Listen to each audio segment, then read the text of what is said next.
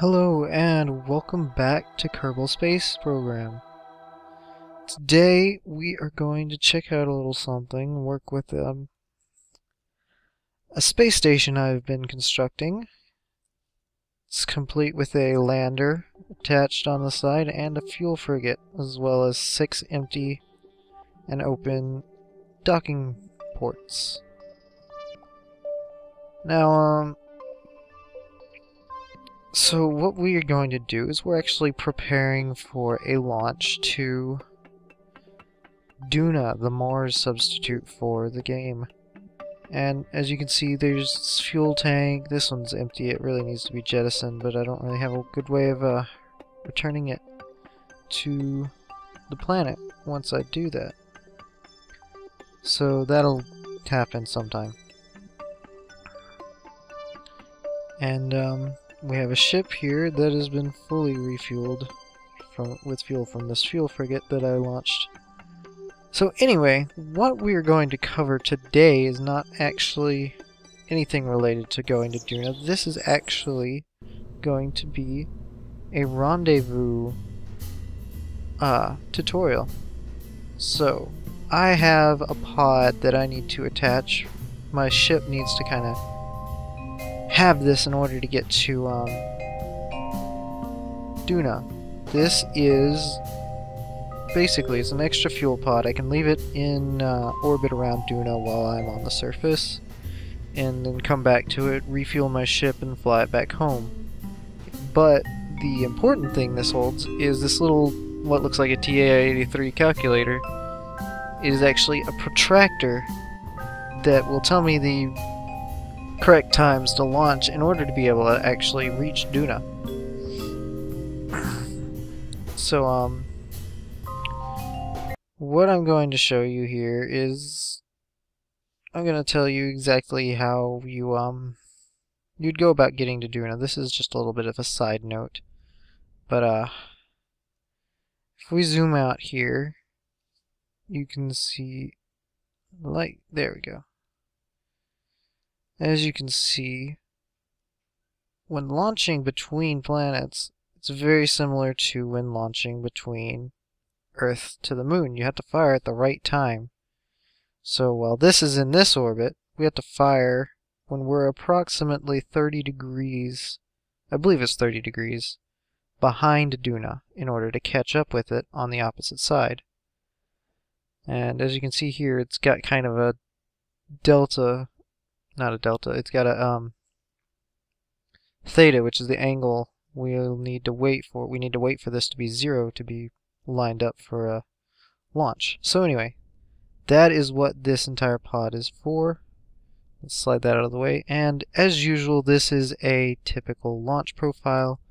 So this will be in higher speeds. Oh yes, something I actually forgot to mention about launching this thing is we are going to be trying to rendezvous with the space station, which for some reason... Oh wait, never mind. That's the space station. We will be trying to rendezvous with the space station, and what we'll want to do in order to achieve this is actually wait until it's in a proper timing. When rendezvousing, you should know that the station is at about 100. It's in an orbit about 100 in my case, so you know when to fly to. But anyway, what you want to do is you want to be, in order to rendezvous, you want to be either earlier than the space station, or because being exactly on time is very difficult to actually achieve. And so it is easier to assume you are going to be wrong when you do get up there into orbit, and then fix that. And the way you fix being ahead is you increase the size of your orbit. And why this is preferable is because if you increase rather than decrease, you won't run the risk of returning into the atmosphere of the Earth, or in the game's case, Kerbal. So we are going to hopefully be much ahead of this. Sorry, not much ahead, but just ahead of this when we finally get into orbit. And that will allow us to do a small correction or corrective rendezvous maneuver that will put us just exactly at the space station when we return around on our second excuse me, on our second revolution. So as you can see, as we continue to boost up towards the orbit that we're going for, the draft station is shooting along at more than double our current speed. Okay, and then what you want to do is set the draft station as a target. It's looking like it's going to be quite a ways away from us when we get there. In fact, we might actually want to do a little bit of a corrective burn downwards. Okay. That looks pretty close to accurate. There went our engines. So we'll want to jettison that. And fire the next set.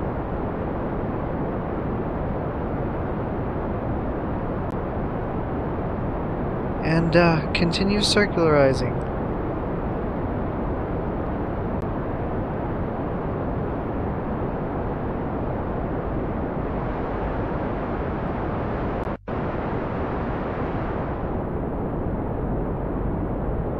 Try and keep this apoapsis from rising too much. And we can pretty much cut off when we hit 22,000 kilometers, or 2,200 meters per second. Maybe a bit more than that. Okay. Yeah, a bit more than that. Obviously. Not exactly right there. So, what we want to do is check our apoapsis has dipped a little bit. We want to push it back up just a tad. And set ourselves a maneuver. We are actually fairly close to the right inclination, and we'll actually don't really need an inclination shift. So unfortunately I won't be covering that, but basically if your inclination, if you're not in the same plane, oh well, I guess I can show it. Kinda does need to be fixed. Find a point where there is the inclinations kind of meet each other. And then burn either upwards or downwards. Upwards will raise the axis a little bit, and downwards will lower it. Any point for points beyond that. So what we'll want to do is actually set a node here that we'll push forward to bring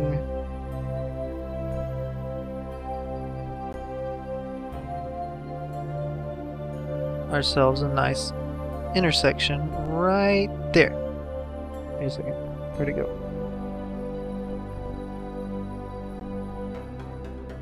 And that'll be close enough. Okay, so that'll be good. We just kind of need to find where that point is.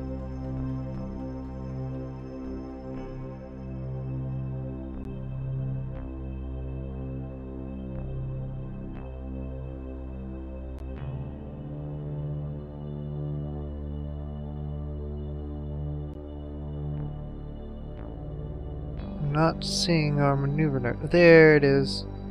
That is the wrong one. Except it's not. Oh well. We will perform this burn. It moved. What seems to have happened is it moved our other nodes, so they're now the same.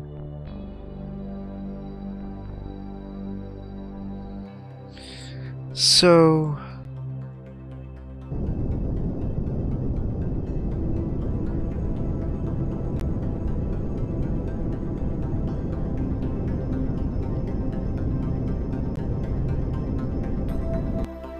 There we go.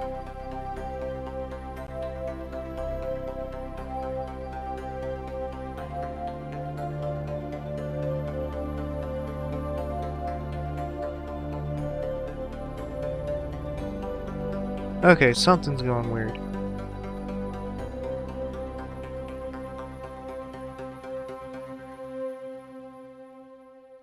Let's add a maneuver.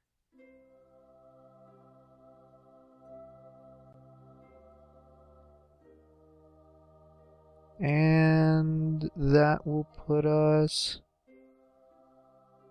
very close, but not perfect. Oh, we just passed the node though. Let's add a maneuver sufficiently far ahead of us that we can actually hit it.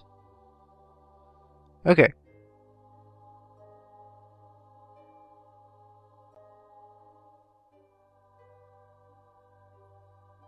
That is the exact opposite of the direction we need to be facing, which is just wonderful.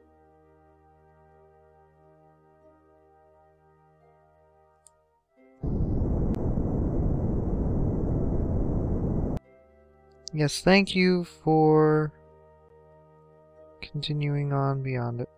Sorry, I do not mean to be doing stuff. The computer's just doing really weird things. Why? Whoa, whoa, hey, hey, hey, hey! Dude ski. Not cool. Why is it continuing to shoot right past it? Holy mess. Okay. We are close to having it, but not really now. In any case, we will now warp around until we're at that intersection, which is decently close. So, anyway, let's see how much monopropellant. Okay, we've got more than plenty monopropellant. Monopropellant, by the way, is something I'll show you how to put on your spacecraft here in a minute. Later in the episode. Monopropellant is contained in this tank. There are also some smaller circular tanks that you can radially mount. And it's used by these little things. Monopropellant is used by RCS thrusters, which stands for Reaction Control System. Basically, it uses the simple release of gas to make small adjustments to the direction and, you know, other various direction and speed, and is good for docking. And it's almost completely and totally necessary to dock with. Okay, so we are now close enough that we have, as you see here, not our orbital velocity, but our target, our velocity relative to the target. And what we can do with this is, rather than this means our nav ball is now working completely relevant to the target we've set, which is the draft station, which for some reason these icons are wrong. I'll have to fix that later. And so this velocity vector right here is not our orbital velocity, this is not our orbital vector. It is actually the opposite of our vector of motion relative to the station, which means when we get really close, if we arrest our relative velocity by burning at burning in the opposite direction of our velocity, we can actually get, or we'll basically be sitting at a set distance from the station. As we come in here, we'll come out of time warp, do a little bit of minor adjustments. We can set our relative velocity to 0, which means we won't be drifting closer or further away from it. And since we're doing that at our closest point, we will be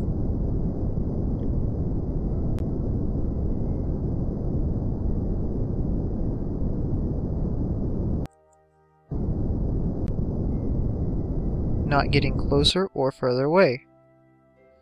And then what we can do is check out and see it. We can't really see it in the distance. Oh, yes we can. Okay. And then we point in this pink vector, which is the it's a direction vector, not really a velocity vector. This is the direction that that the station is relative to us. And we want to set our velocity vector, relative velocity vector, pointed straight at it. And what this will allow us to do is inch closer to us, and then when we get over there,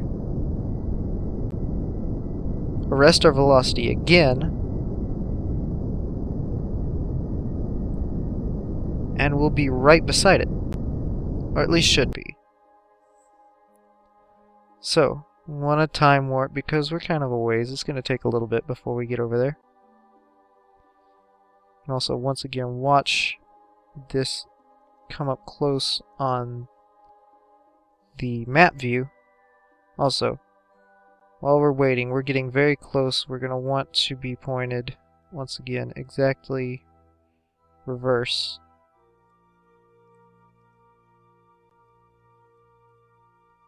Okay, and again to kill.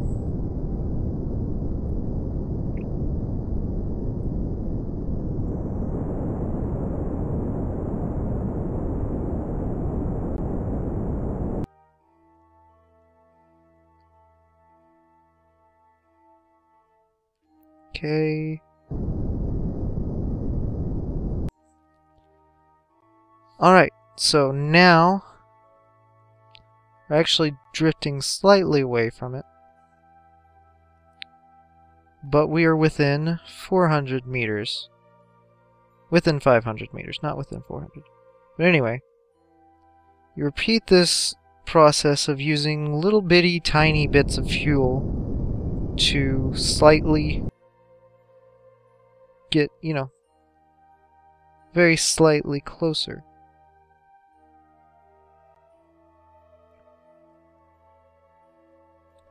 So, if it weren't for the fact that we are actually technically covering massive distances, I would say we are inching our way closer. But in reality, it's more like kilometers closer. So anyway, as we come up, we can actually physically see the thing now. So it's time to kind of kill our relative velocity again. And at this point, it's just about time to swap over to using entirely RCS thrusters. So what we want to do is point either towards it or away from it. That doesn't matter because the RCS works both directions. Kind of point at it and set RCS on, and then we can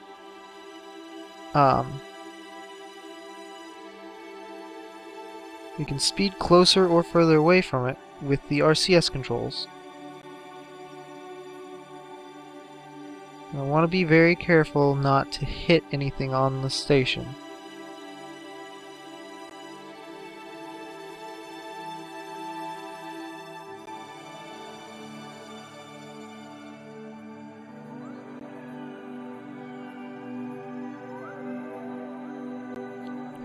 Now there also one thing I would recommend is setting it to chase cam. And what this will do is allow you to control it based on the direction you have it pointed.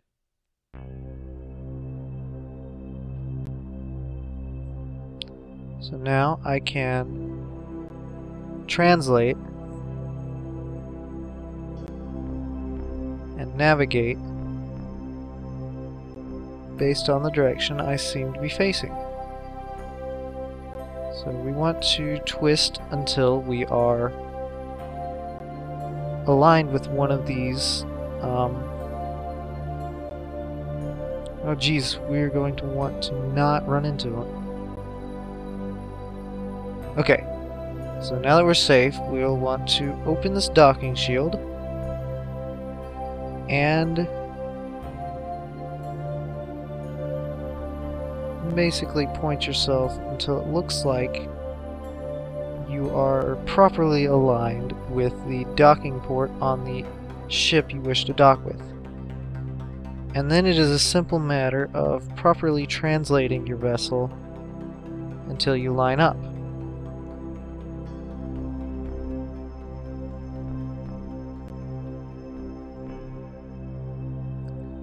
Also, make sure the docking port you want to dock with is set as a target.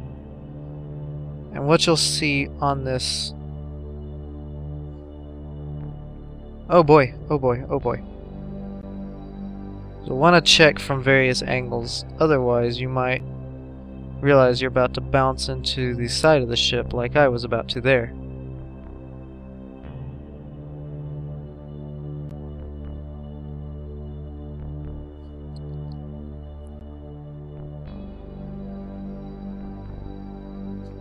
Okay. Now we want to inch closer. And this is a very slow process, so do not be in a rush when you're doing this. It will only lead to disaster.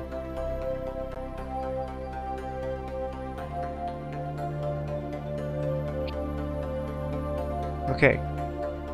When it looks like you're properly aligned, begin inching, literally this time inching closer to it, until they kind of touch and kiss, in which case you'll want to turn off your SAS and... Did I get it? Did I get it? Oh, no, no, no, no. I am translating upwards. I need to translate downward and to the side.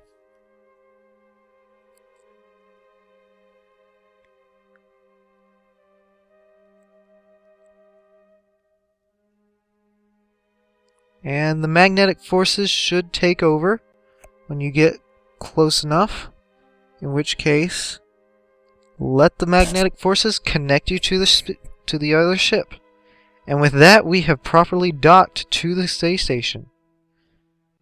So, next time we will actually separate this. Also, if you see, as you can see, it's kind of wiggling.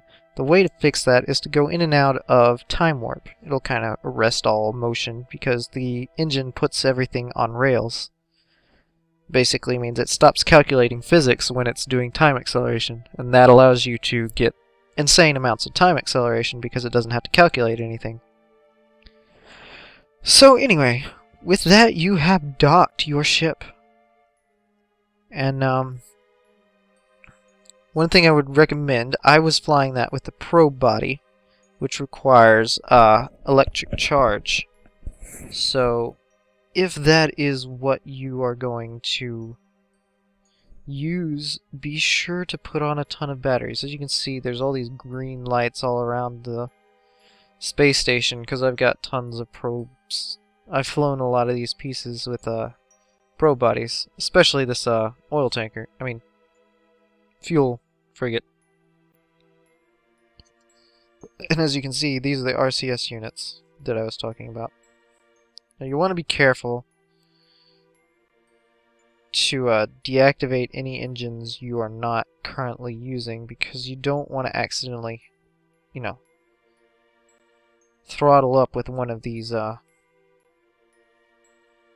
throttle up while on the ship on accident and, you know, have something twisting and turning and maybe even breaking your space station in half. So I would recommend you shut off all engines. They're going to still wiggle because the gimbaling and the ASAS is weird. But anyway, that is a docked ship. What we will do next time is using these various fuel pods on the station, we will refuel our various... we'll refuel it now, but we will disconnect the pod, the navigation pod, and the lander, connect them together, and then fly it out to Duna. So, I have one more thing left to show you, and then we will call it an episode. Also, never click in flight. That is a big mistake, and I have accidentally done that several times. You will delete your space station in orbit. It is very sad. So anyway, what I'm going to show you now, this is done, I don't need that. If you're designing something that needs to dock or something, we'll just start with the command pod and make a spaceship. So we will pretend that this is our spaceship.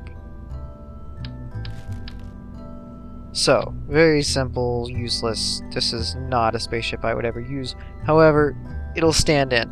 What you want to do before you build out the rest of the launch stack is turn on this little button for the center of mass. Now, why you want to do this is the thrusters, the RCS thrusters, do not automatically balance based on your center of mass, which means if you stick them up here and you start firing to try and like translate left, you'll end up twisting a lot, even if you have ASAS. So what you want to do is you want to stick them as close to exactly aligned with the center of mass as possible, and then rely on your SAS or ASAS to keep you from twisting. And you can do this if you need more than a set of 4 or a set of 8. You can do this.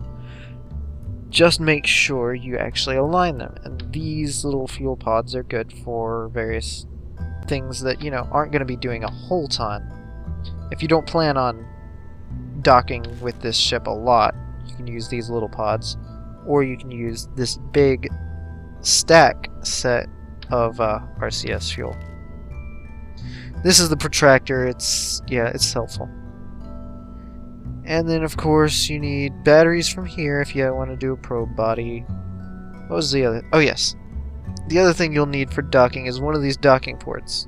Make sure your docking ports match. You don't want to have the miniature version. As you can see, there's a a Clampatron Junior and a Clampatron. These won't connect. This and this will connect, I do believe. But this size will not connect with this size, so make sure you match your sizes before you launch. That is about all you need to know for the docking and rendezvous. So, that is all you really need to know for if you plan on docking and rendezvousing with the space station.